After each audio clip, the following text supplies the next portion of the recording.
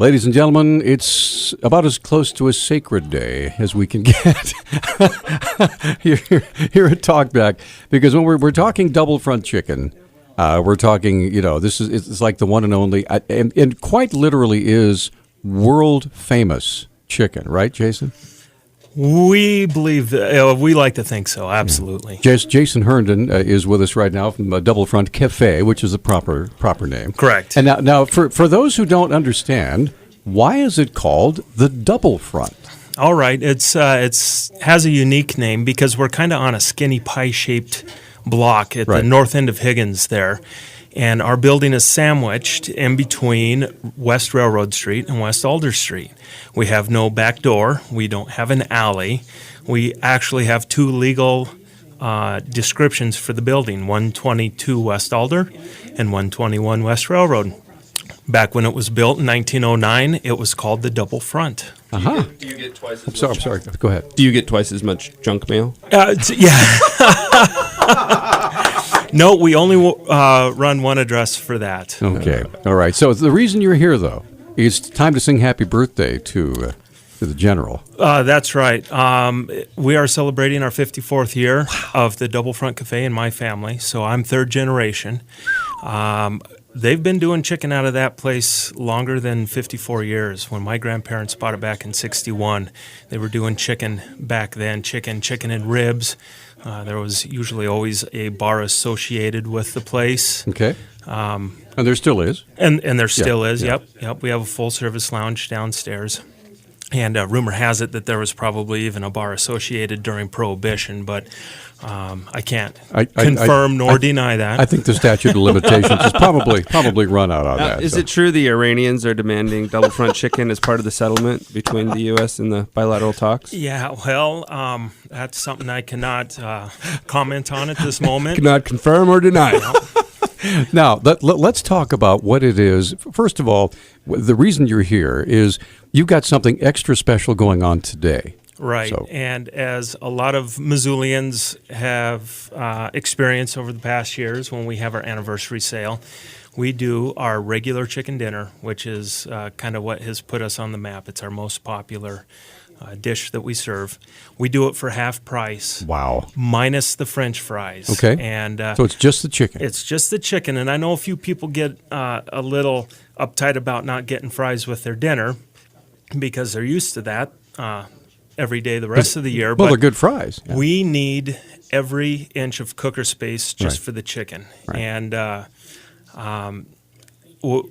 typical Friday night, what we do in a typical Friday night, a Good Friday, we will do in about an hour to an hour and a half during this day when we're in our peak rush. So when we're cramming that many chickens, we need all the cooker space we can get. No grill orders as well. So no wraps or burgers today. Right. Now, so but today is the day. Today is the day. So for tell me what you get when you get chicken at Double Front. Okay, so the regular dinner is a half of a chicken. It is both white and dark meat. So it's a leg and a thigh connected, a wing and a breast connected. It will come with a few pickle chips, and if you're taking it to go, it comes in a brown paper bag. If you're eating in, it may be a little tough to get a table, but we're able to turn the tables much quicker than a typical night. We don't take the order and then you wait 30 minutes before you get the chicken. We're rolling so much chicken that when you sit down and the waiter comes into the kitchen and says, I need 2 chicken dinners, it's as quick as we can get them on the plate. Boom. And try to get them right out. Now, you're trying to make a record, right? Well, are you done? Because I noticed that wasn't mentioned this time, but that has come up in past sessions. You are correct. A couple years ago, we were soliciting Guinness Book of World Records to do largest volume of fried chicken in a particular time period. And there's a lot of things that you have to do in order to get that set up through Guinness. And we may try that here again in the future. But so what we did is we did a unofficial world record of fried chicken. And haven't done it this year. We've been very busy, which is great, knock on wood. But every time we get close to anniversary sale, I start losing sleep. I get nervous. So just so we know, because there's 2 standards now. What is the world record and the unofficial, true Missoula record? Okay, so the world record is actually held by KFC, and they used in one location, they pulled from 6 stores to cook all their chicken, and they brought it all to one location, put it in a huge tub, and it's over 2,000 pounds or something like that. Wow. We can do that in like 3 hours out of our place. The problem is for us to stack up that much chicken, we don't have a way to keep it hot, and the stuff on the bottom's going to be not good. You need eaters. Not good to eat. We want eaters, and we're not in the business of wasting food. We want hot food to our customers. And so what we were trying to do was like a volume over a period of time where we can get it out to our customers. Right. So kind of like 2 different records. 2 different standards. The appropriate standard used by you and the cheater standard used by KFC. Right. KFC is for Now, cheaters. I have friends over there, so be nice. Peter eats. I'm a consumer of good chicken all over. Oh, so, absolutely, yeah. absolutely. They have good sides. No, I Now- enjoy chicken of all kind. Tell me a little bit about how long it's. Let's say we need to get a phone number first of all. Right, People can yep. call. What's the number? So to call in, the number is 543-6264. Okay. It will be busy. Keep calling. Now, can we email or No, text? No, we are not set up for email or text. Okay, so we got to do either come in. Now, can I use my .gov email address or my personal email address to get to you if I need to? Do you have that on a separate server? That's on my personal server. Can I make a paper airplane and just float Right. it in there? Yep. If That's it airmail, in lands case you're anywhere wondering, near yeah. the batter station, I will open it up. I'll say, Peter and John want some fried chicken. I will batter it up right then and there. Boom. All right. So now this all starts when officially? We open the phone line at 9. At 9 o'clock this morning. 9 o'clock. Wow. Yep. You better get back there, man. They're freaking out already. I remember one year I came in about 8 o'clock, an hour early, and my day cook was already there, and he had like 4 cookers of chicken already rolling. Man. And I remember saying, no, we don't cook it up ahead of time. We wait until the calls start coming in, and then the phone started ringing. He looked at me with this panic look, and I went, uh-oh. We are in trouble. We never caught up until about 10 o'clock that night. I was going to say, starts at 9, and then it goes till when? Till 11 p.m. Wow. Or until we run out of chicken. Or until everybody collapses. So, I mean, we have about 2,600 chicken dinners in-house right now. Our record, which we did a few years ago, was 2107. Okay. 2,107 So you're ready to dinners. shatter that baby. Right. So, I mean, it'd be Right. nice if we could step over that mark and Yeah. raise the bar, but we also want to try to keep the 3, quality up, 4, right. 500 chicken dinners so we can get through the next day Sure. to our next delivery. Wow. All right, Jason. So give us that phone number one more time and the address. All right. It's 122 West Alder or 121 West Railroad, depending which door you would like to come through. Right. And the phone number, of course, is 543-6264. Thanks for coming in. And Thank you. Congratulations, man. Thanks again. What a wonderful family business. It's awesome. Okay, we're going to take a break, and then we have the Montana World Affairs Council on the radio. How can you top that, though? I think we're just going to go home now. A side of fries might do it. I'm just going to go stand in line. All right, we'll be right back. All right, we're back. We're back on Talkback. 721-1290 is our number, 1-800-568-5309. Now, getting into the meat of our program. Thank you. I'm here all week. That's okay. But anyway, yeah. But that's John King. I'm Peter Christian. Bob Seiden-Schwartz joining us here in studio for the Montana World Affairs Council on the radio. Good morning, Bob. Good morning. And what can I say? That's a tough act to follow. We're going from local issues to this whole big global, very important discussion, but somehow we'll manage. I already set seeds for future conversations. We Okay. mentioned Iran and emails in the chicken conversation, so we are good to go. And I'm thinking if ever there is a chance for world peace, it could be over a plate of chicken. It could be. The Ayatollahs would enjoy a little bit of double front, just ease. Everybody. Okay. Well, actually, we do have a wonderful guest here with us this morning. It's Professor Paul Gordon Loren, Dr. Loren, first person to be named as a Regents Professor at the University of Montana. He's an internationally recognized teacher and scholar on diplomacy, international relations, and human rights. He's published many articles, chapters, and 11 books, all or portions of which have been translated into 7 different languages, including the widely read Force and Statecraft, the highly acclaimed The Evolution of International Human Rights, Visions Seen, nominated for a Pulitzer Prize, and the award-winning Power and Prejudice, The Politics and Diplomacy of Racial Discrimination. Professor Loren has received the Distinguished Scholar Award, Outstanding Advisor to Students Award, the Most Inspirational Teacher Award, the Robert Panzer Award, and the Award for Distinguished Service to International Education at the University of Montana. The poor man is blushing terribly, so we're just going to stop there. Okay. Dr. Loren, welcome. John wants an autograph. And he also almost won the Nobel Peace or the Nobel Prize, right, for literature? Yeah, right. Seriously? I'm not kidding. Didn't you almost get a Nobel Prize? Is that not true? No. Not true. All right. Okay, well, first of all, welcome to the show. Thank you. Peter, I want to, and I know this may embarrass you slightly, but Yeah, go ahead. Everyone else has. What more can you add, Bob? well, let me try. He's a hell of a nice Yeah. guy. Yeah, right. He makes is a great hell of fried nice chicken. guy. Yeah, right. I want the audience today to just kind of take whatever your drink of choice is, sit back and enjoy this, because Dr. Loren is one of the most respected and beloved professors at the University of Montana. And to have him here in the studio today to be able to share his experience, his wisdom, his insights, I just ask the audience to enjoy, sit back and listen to this very well-learned individual, and we welcome your calls. So without further ado, Dr. Loren. All right, and of course, no pressure now, Doctor. Yeah, right. After that, what can I possibly say to live up to the hype? And thanks for coming in, by the way. You're welcome. You're done. You're out of here. You're welcome. All right. So can you tell us a little bit about? Let's go back a little bit. Tell us a little bit of your history of how you got involved in especially in history. How you did you have a love of history when you were a small boy and then grew up, or when did that develop?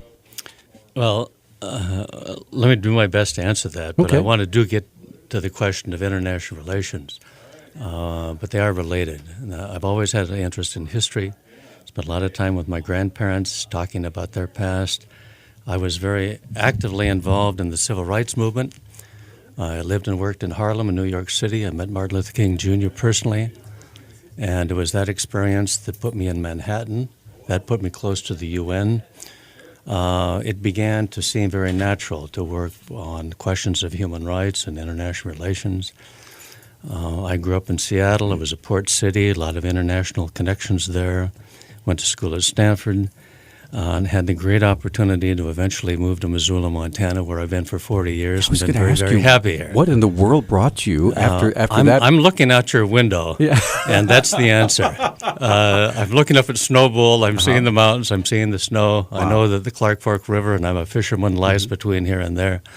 I raised my family here in Missoula. I'm raising grandkids here in Missoula. It's a wonderful place to live. So that's a brief answer to your question. Okay. Well, thank you. So let's talk about international relations. Go ahead. I want Dr. Loren to share something he just said to me out in the hallway about, because we were talking about the show, and surprisingly, how many people with the World Affairs Council on the radio now listen or look forward to it. So before we go into what I'm about to ask you, would you just share that little experience? Because you said you're dropping off your grandson. Yeah, this happened just a few minutes ago, actually. I dropped off my grandson at the school bus. The bus driver, who I know, opened the door. The kids got on the bus, and he looked at me and he said, "Hey, Paul, in a few minutes I'm going to listen to you on the radio. I never missed the show. So, Steve, if you're listening, this one's for you." So we do reach quite a few people, don't we? We reach everybody. It is the darndest thing. The other day I was trying to meet one of my daughter's friends. She's got a friend at school, and I wanted to introduce myself to the mom, maybe arrange a play date. And I was like, "Hi, I'm John King, Naomi's dad." And she's like, "Can you say that again?" I'm John King. I know who you are. It's just a weird feeling because we're not in TV, so no one sees her face. You're that CNN guy. Yeah, right. Oh, anyway, so we wanted to give you the opportunity to kind of go off on any topic you wanted for the first 10 minutes or so. And we're coming Actually, up to a break right we here, are right? on a break right now, yeah. So when we get back from this break, we'd like you to just kind of start. I know you have something on your heart and mind that you want to get out there, so we'll get into that. We'll let the tensions rise over the break here. Dr. Lauren is going to be with us until 10 o'clock this morning, so in the 9 o'clock hour we'll have time to stretch out and talk about all sorts of things, but the floor will definitely be Dr. Lauren's when we return. We're back on Talkback. 721-1290 is our number. Now, Dr. Lauren, we promised you about 4 minutes to just go ahead and stretch out, relax. Go ahead. We'll get more after the top of the hour. We have a commercial break coming up. So please. Well, I'm pleased to be here and hope that I can be of some help to listeners. And toward that end, I'm happy to be here as a part of the Montana World Affairs Council invitation and Bob's invitation to me. I was asked or offered that I could speak about anything I wanted, which is a little unusual. Usually people say, listen, we want you to talk exactly about this. But I thought that the most important question that I could speak about in terms of introduction is a question of survival. It's the biggest question. It's the most important question of life as we live it on the planet. And a lot of things are related to that. And so what I'd like to say is that of all of the questions that we might talk about in life, nothing is more important than that of survival. We live in a world in which war, violence, insecurity is a fact of life. It's always a possibility, generally always present. And we know this, and this is important especially for people who are interested in contemporary issues, that this is not new, and it's not a soundbite. It's a question of the human existence. When we look at ancient caves and pictographs, we see images of people fighting other people. We look at the ancient texts of ancient civilizations. They all have discussions about how people try to survive in a world of war and violence. You look at Sun Tzu, you look at the Old Testament, you look at the Quran, you look at Thucydides, you look at the wars of the 17th, 18th, 19th centuries. You look at it as we get closer to our own time, you look at the 20th century, you look at the First World War, the Second World War, Cold War, Korea, Vietnam, Yugoslavia, Somalia, among others.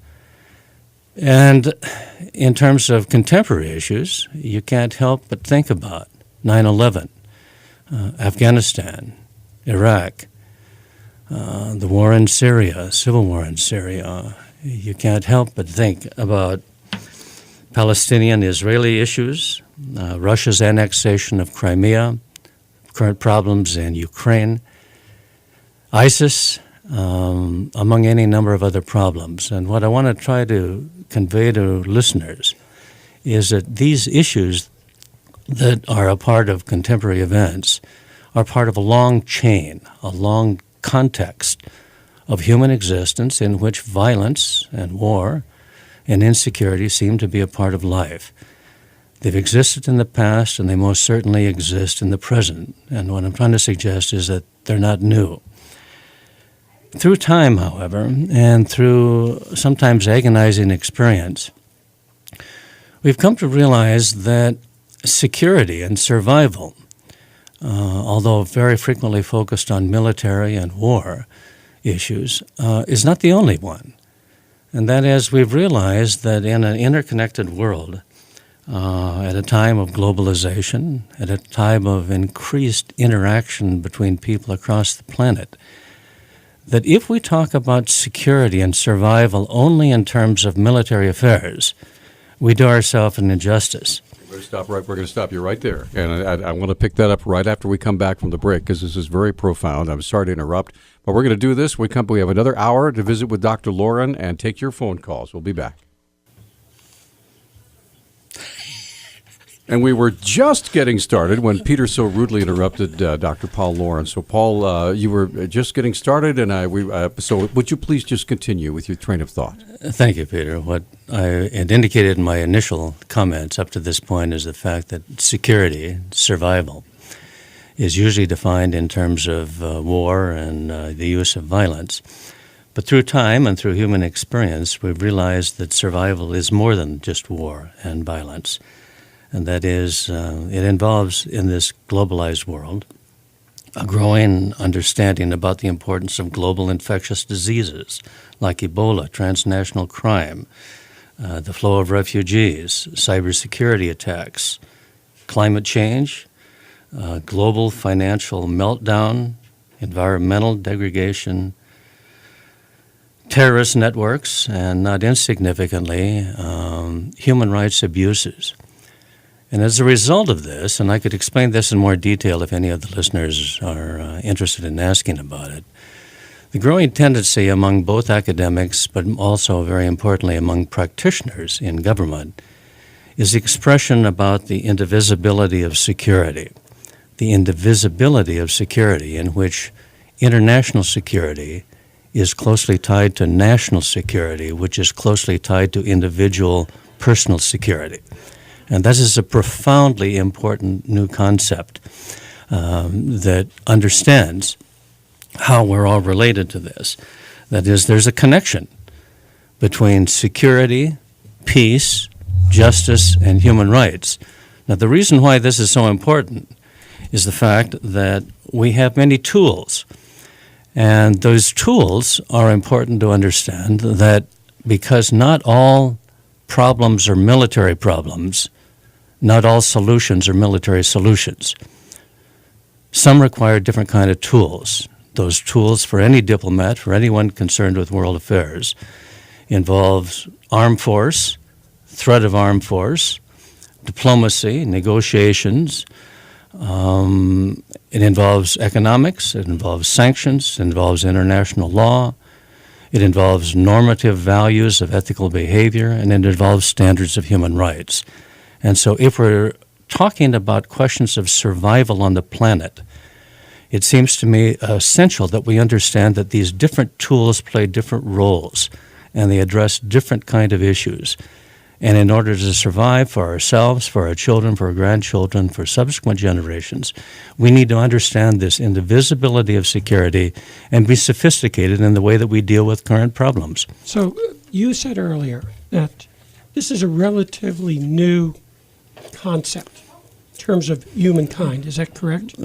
Yes. So the indivisibility historically the speaking, indivisibility in terms of having to have the expertise and the thoughtfulness to be able to pull many different parts together exactly. to a sum. So from your perspective, when did that really start to happen? And for the audience, are we prepared, given that this is still relatively new in terms of our ability diplomatically, militarily, and thoughtfulness to be able to deal with this? Because my impression is this is kind of a new kid on the block, and we're still kind of feeling our way as we go down the street here. Right. I think you're right. I think that I would point out specifically that in 1975 of the Helsinki Agreement that was negotiated with 35 different countries in Europe and in North America, this notion of the indivisibility of security was officially recognized.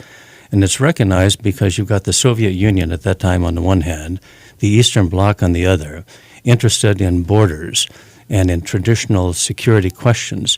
But you've got people in the West, specifically Western Europe, particularly interested in economics, particularly interested in human rights values. And so the trade-off was that we're not going to recognize your concerns about security unless you recognize ours. It took 2.5 years of negotiation, and we might talk about length of negotiations at some time. It took 2.5 years of negotiation to acknowledge this particular fact. And now I can tell you that it's very widely accepted. I've done work for governments really around the world and NGOs, and this notion of the indivisibility of security is very widely accepted now.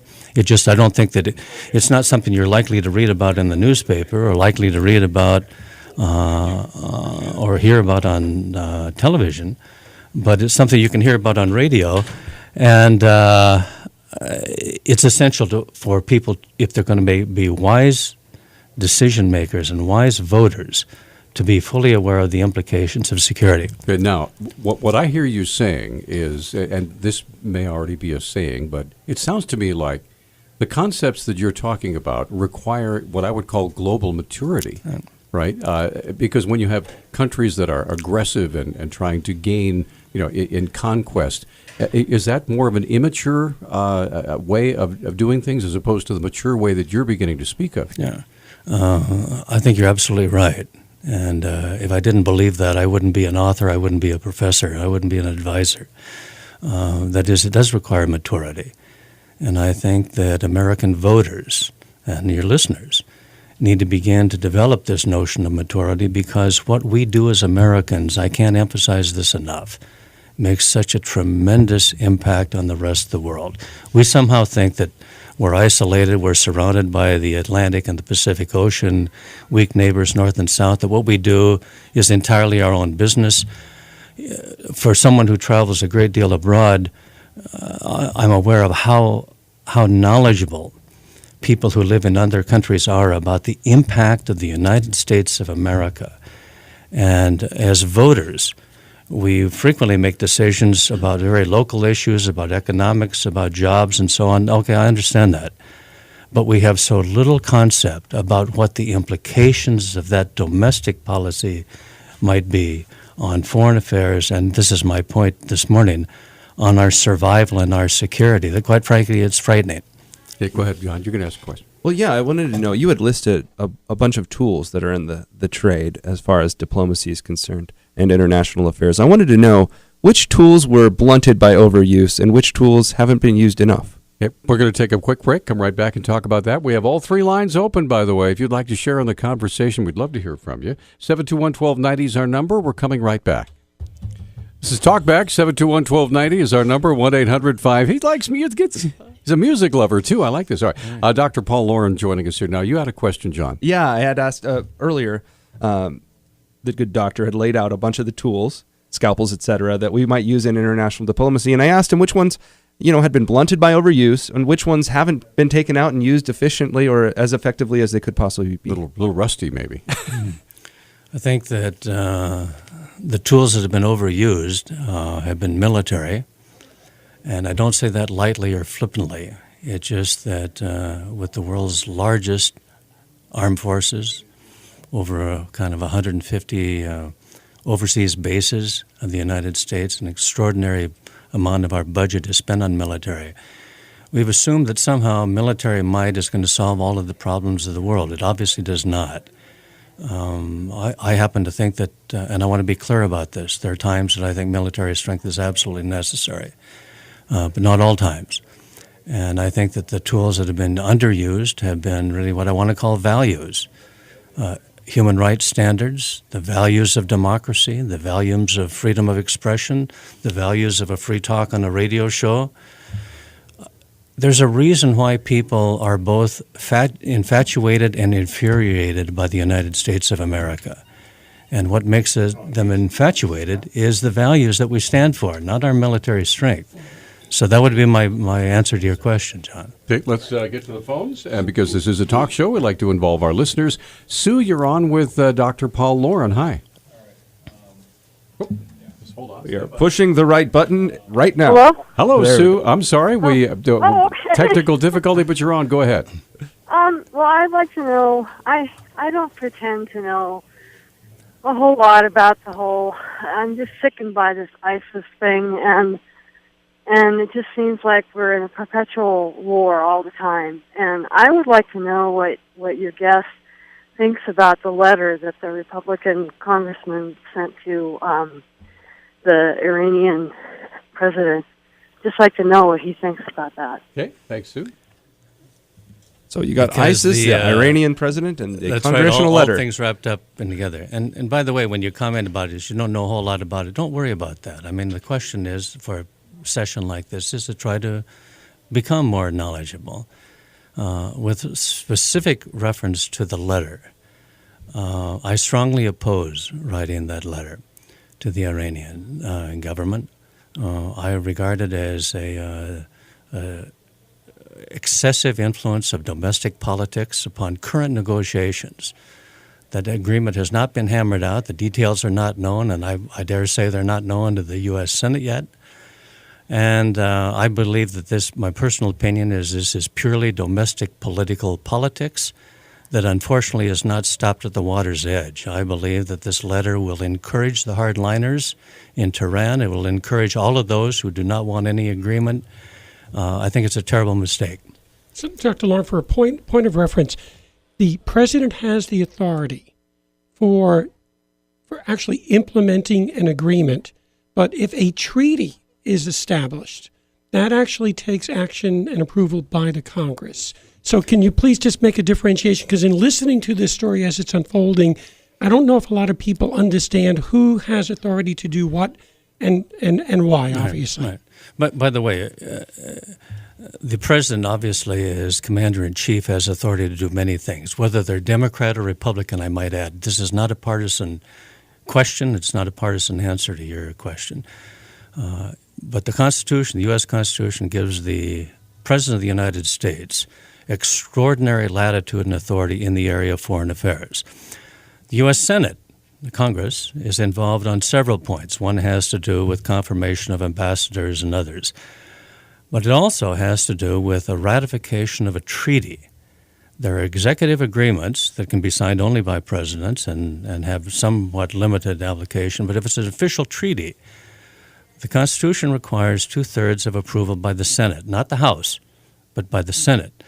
And what they do is they advise the president, and the president in turn ratifies. That is, the president signs on behalf of the United States. The president also ratifies after the approval of the U.S. Senate. So it's the Constitution. For people who are so concerned about the Constitution, you can't pick and choose which part of the Constitution you like and then reject the rest. It seems to me you take it as a package. And so for all of these reasons, I oppose the letter. I think it's a terrible mistake. Do you think it was equally wrong for Nancy Pelosi to go to Syria to talk with Bashar al-Assad in 2007? Yes. So basically, for exactly the same reason. So basically you think that all diplomacy should be run through the executive branch? Not all. I think that it's important for members of Congress, and Lord knows they need to be educated about foreign affairs. And I'm not trying to be snide about that. It just, the electorate doesn't elect people to represent them in Congress because of their knowledge of foreign affairs. I can tell you from long and not very pleasant experience. I think that there's a place for congressmen and senators to travel abroad for their own education. But that's different than negotiating. That's different than intervening in current negotiations. If the Senate, for example, has an objection to whatever agreement is negotiated, and by the way, this is not just between the U.S. and Iran.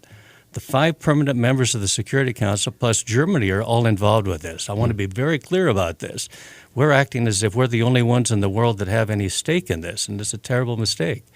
I just think that to answer your question is, I believe the Constitution is correct. That is, the president, Democrat or Republican, liberal or conservative, is given the authority to conduct the foreign affairs of the United States of America. It's my understanding that the P5+1 has shifted to mostly a bilateral talk between the U.S. and Iran at this point. Is that wrong? I think in many practical ways it's correct, but it's because of the preponderance of power of the United States. But I think that it's incorrect to assume that therefore just whatever the U.S.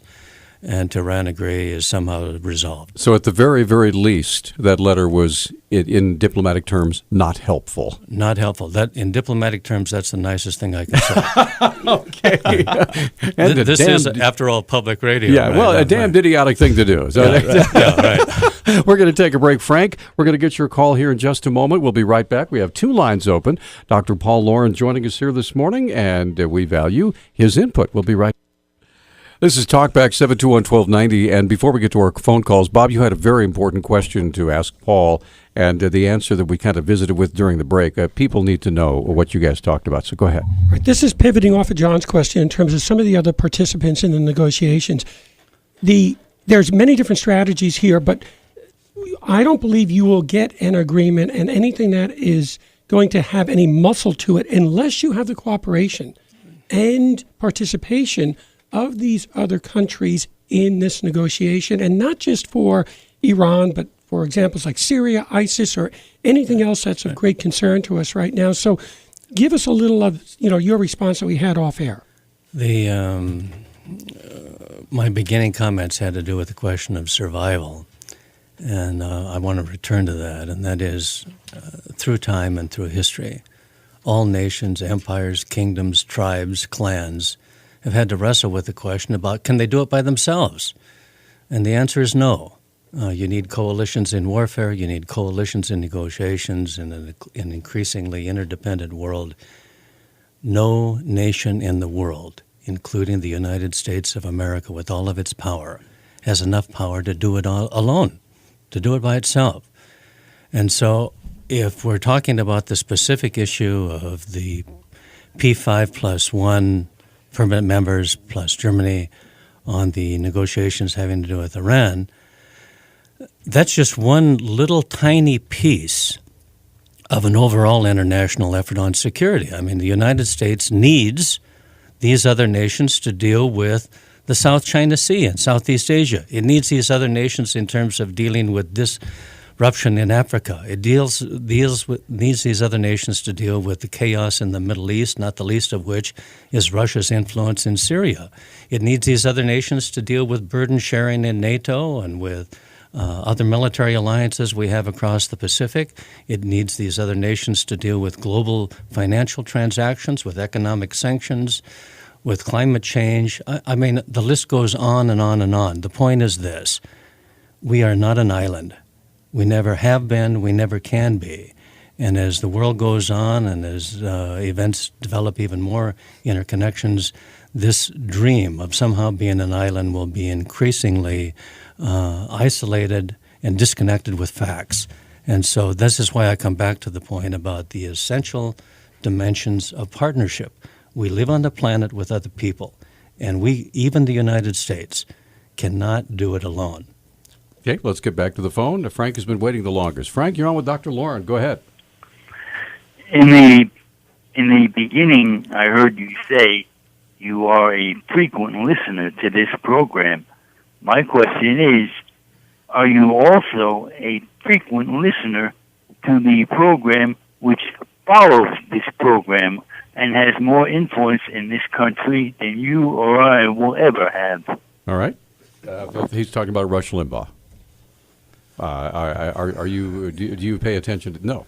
Nope. I don't believe I said. In fact, as I know, I didn't say I regularly listen to this program. Okay. I can also concur with that. I don't remember hearing that. Yeah, I don't remember. But having said that's kind of beside the point.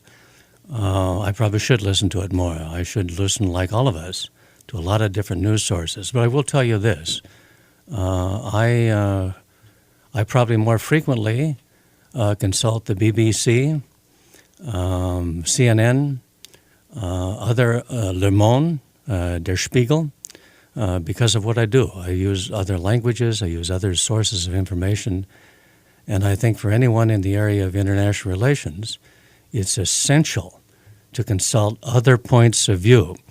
One of the things I always tell my students is that although you may find it at times encouraging, you may find it infuriating, I always encourage every single day that students read letters to the editor because it's a reminder that people have different points of view.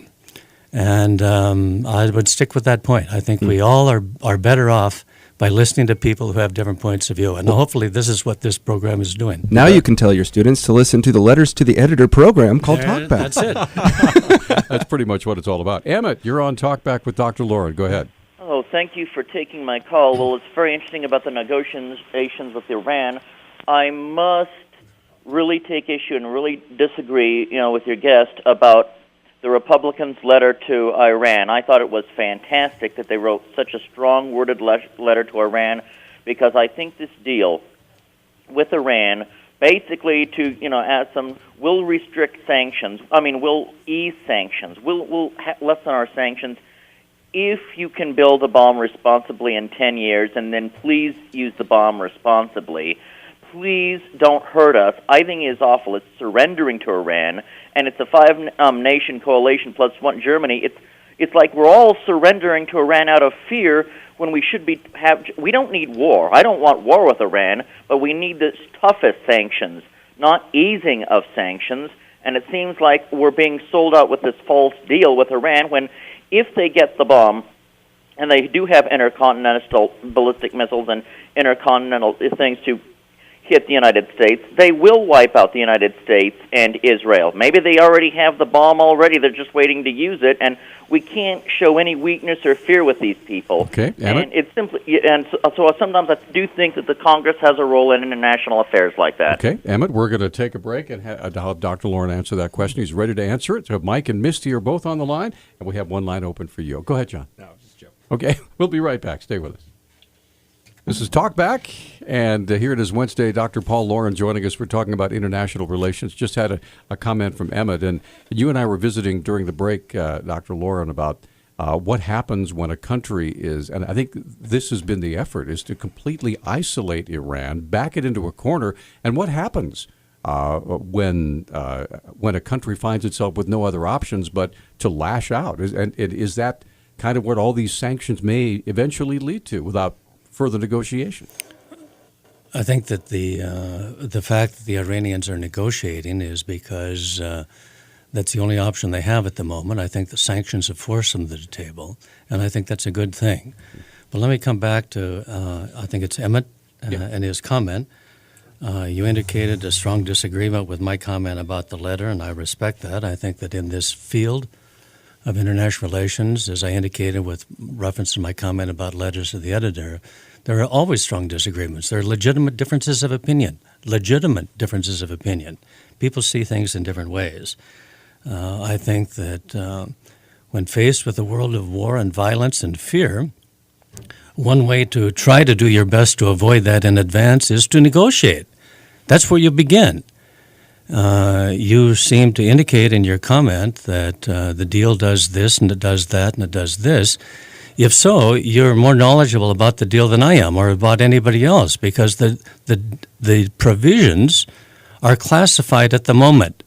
You're hearing rumors from a number of sources about what's in the deal, but that's why I made the comment about I think it's entirely legitimate for the U.S. Senate to look at the deal once it's made available.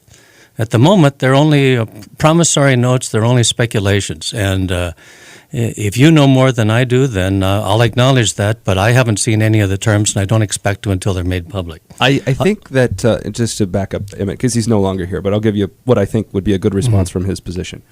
I think that Emmett would have the position of saying something like, almost any deal that we can imagine is going to revolve around a release of sanctions of some type, a scale back on the amount of sanctions. If certain conditions right, are and met. it's going to also rely on a curtailment of the nuclear development in Iran towards the use of a weapon or the potential weapon.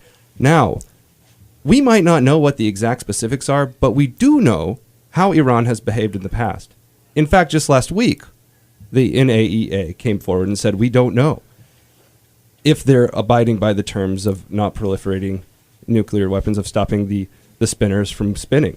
And so you have this, I'm paraphrasing here, but you have this kind of known entity that's been over and over again proven to lie to you, and you're working on a deal with them.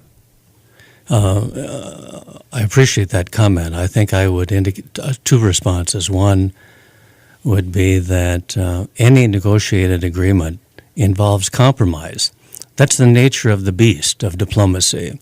You give things, you get things, and you try to make it balanced enough that you don't have to go to war. That compromise happens in international relations. It happens in the U.S. Congress. Presumably it happens in Helena once in a while when the legislature's in session. The fact is you have to govern in the end.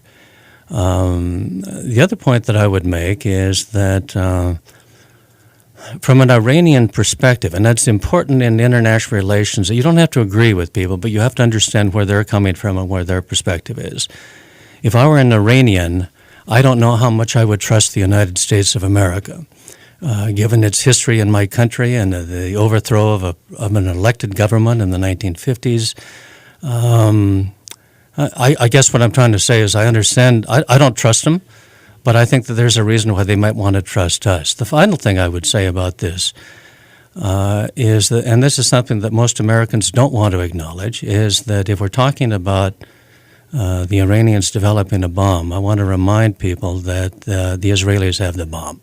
But they didn't agree to not make a bomb. But they have one. Yeah, but they didn't say that they wouldn't. I mean, Iran's it part seems of, to me, Iran's but if you're part of the talking about destabilizing an area, and you have one party that has an incredible weapon and the other does not, it seems to me not unreasonable. I don't approve of this. It seems to me not unreasonable to think that the person who doesn't have it would want one. And so I think that Americans are tending to be one-sided about this. I think that any nuclear weapon in the Middle East, whether it's the Israelis or whether it's the Iranians, is unstabilizing. Well, you can count me in the one-sided column. Yeah, I think it is much safer for Israel to have a bomb than Iran to ever touch a bomb. Yeah. Well, we can debate that, but I have We- a question we for can. Dr. That's a Warren, and legitimate we've got debate. We got some callers, but I want to go back to something we've had conversation on this show previously, and that is unintended consequences. So no matter what we're discussing today, events can happen to change dramatically. One issue is the United States' oil and energy development has shifted the game dramatically. Iran right now is desperate to be able to have oil prices rise. So if you're talking about a political weapon and an economic weapon, U.S. increased production is putting tremendous economic pressure, not just on Iran, but on a number of countries, Venezuela, and a list goes on and on. So in terms of a strategy and a diplomacy, this is causing tremendous economic discord internally right now. Absolutely, which comes back to my point about the complexity of notions of security and survival.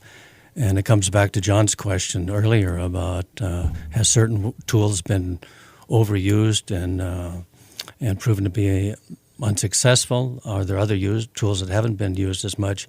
Which is an excellent question, and I think that this is one of those too. It's the power of economics. And just on the single question of oil, it involves the Middle East, it involves Iran, it involves Russia, it involves Venezuela. It's hugely important, especially at our current rate of consumption.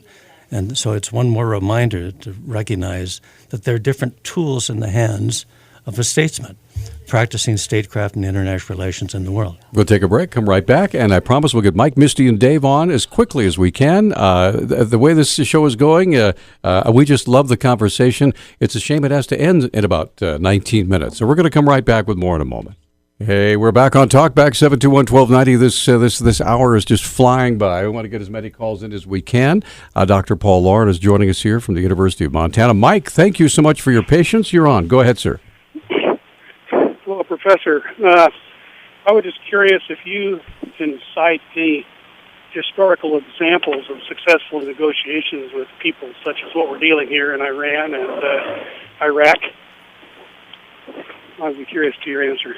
Okay, thanks, Mike. So any history of successful negotiations with countries such as Iran and Iraq? And there have always been countries like Iran and Iraq.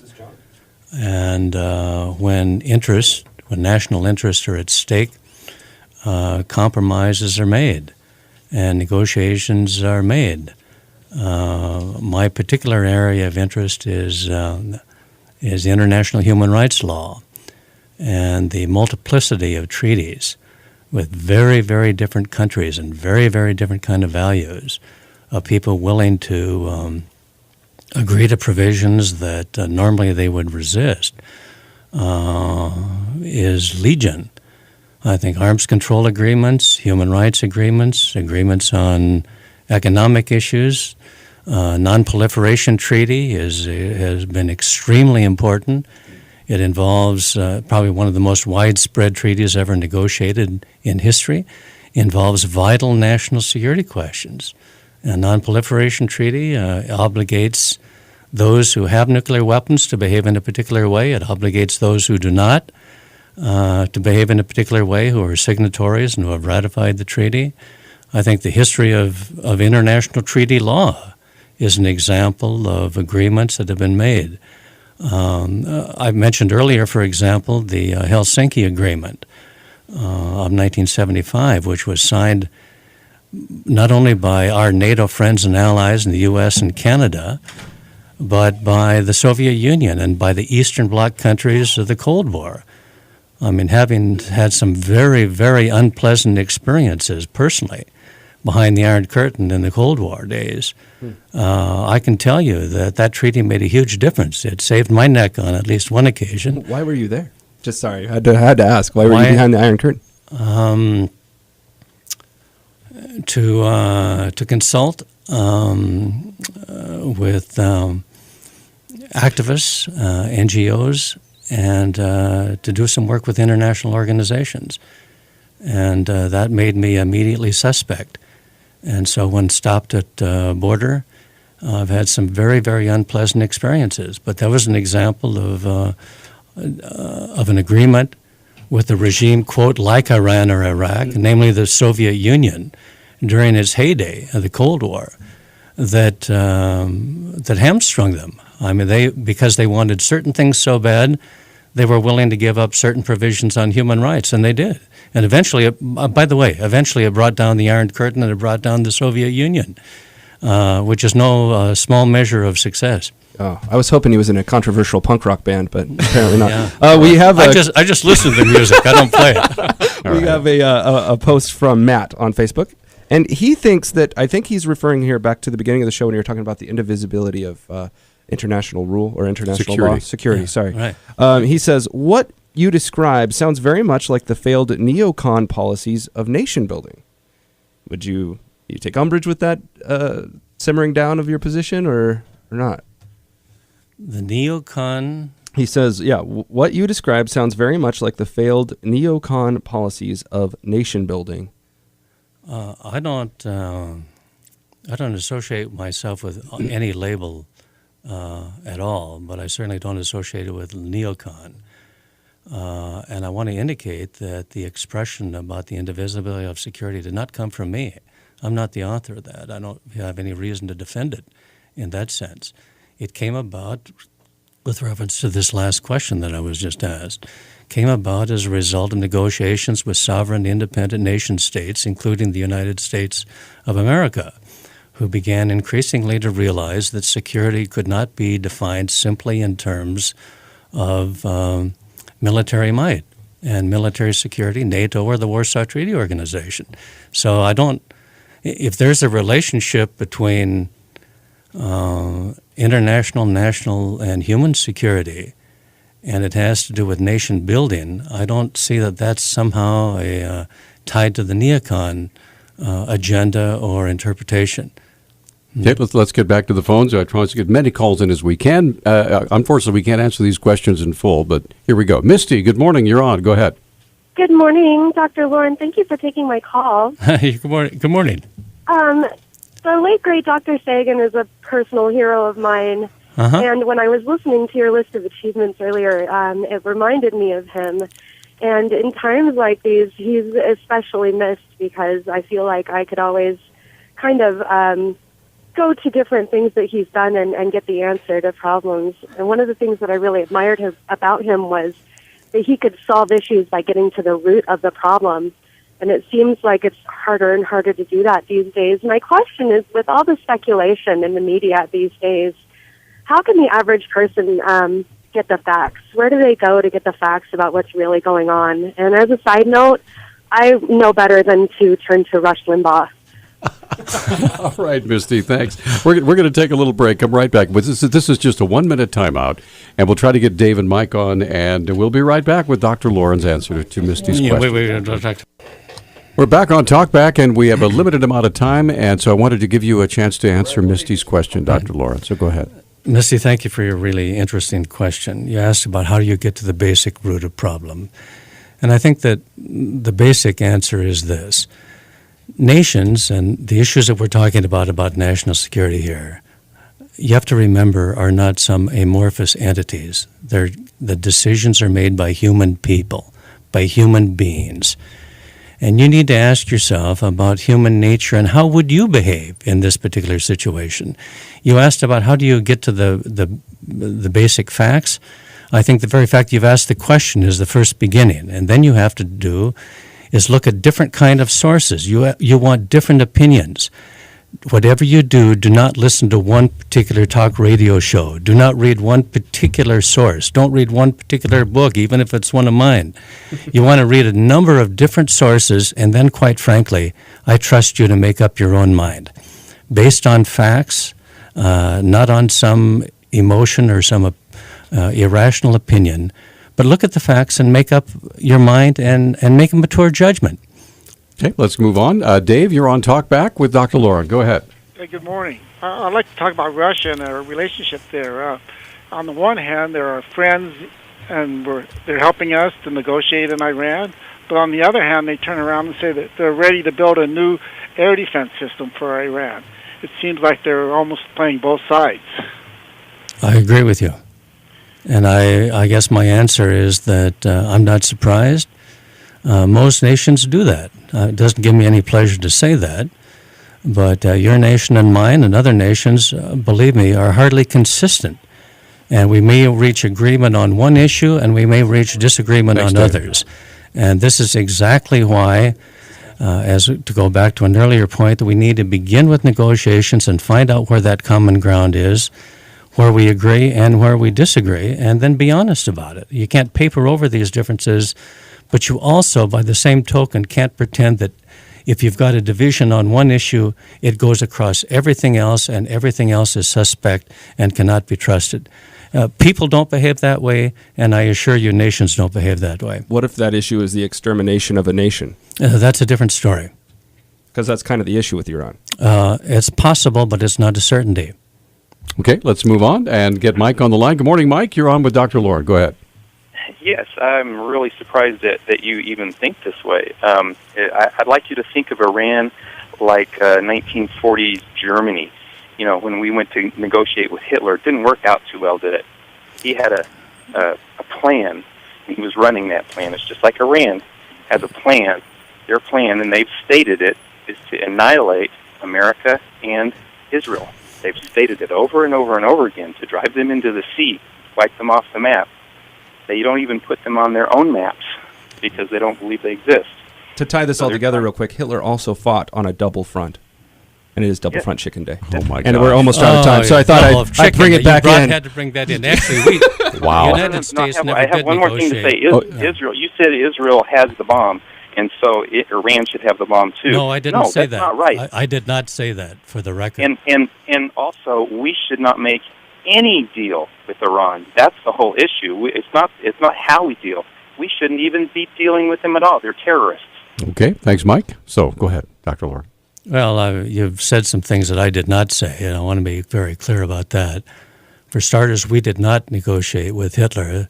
The British and the French and the Italians did at Munich, and I could talk about that at some length if you wanted. That's one of the things, and I want to go back to where I began, which is about history. You learn things from history. We're fools if we don't learn lessons from history. And if with reference to Hitler, one of the things that we learned is you can't take people at their word. All right? You haven't heard me say anything that would be contrary to that. I've indicated that you need to be careful to realize what you share in common and what you disagree on. If you can't negotiate and if you can't reach any kind of resolution, then there are other solutions. It means war. But it seems to me that to prejudge these in advance is a terrible mistake, and it foreglows any kind of notion about diplomacy or international agreements. I want to, many of the questions obviously have focused here on Iran, and I think that's understandable.